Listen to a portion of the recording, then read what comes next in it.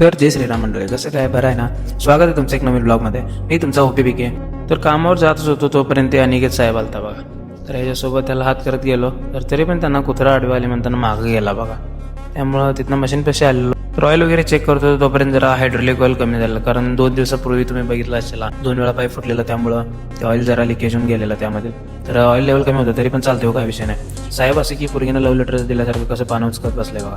तर तिथून जरा गाड्या भरायला गेलो तर आज गाडी जरा वेगळी होती हो, खरात मामाची गाडी होती.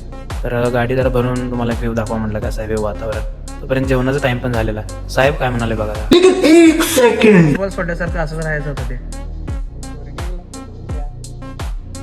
40 वर्षात चालते काय? डिझेल 25 घातले बघा. 40 वर्षात चालते काय? एवढी बार किंवा कवडी होत्या गले तेवढी 40 वर्षाची हो. खत्म, बाय बाय, टाटा. तर परत गाड्या भरायचं चालू होतं. तर संध्याकाळी 3-3:30 वाजलेले.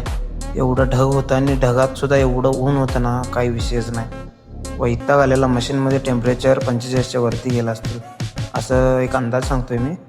फॅनसुद्धा एवढा झळा मारत होता ना, मशीनमध्ये बसायला सुद्धा नको वाटत होता. संध्याकाळी जरा चेनिंग करत होतो तोपर्यंत तिथे एक पैलवान एक आला. जरा मशीनमध्ये बसूया म्हटला. तर त्याला बसून घेऊन ते जरा हाऊस पूर्ण करून निघालो बघा घरी. तर येता येता तेवढं रस्त्यामध्ये तुम्हाला काम चालू होतं, ते काम पण दाखवतो. इथं लिंगनूर रोडला काम चालू आहे. तिथून आलो बघा घरी. जाता जाता तुम्ही पण फॉलो, लाईक, शेअर तेवढं करा. जय श्रीराम.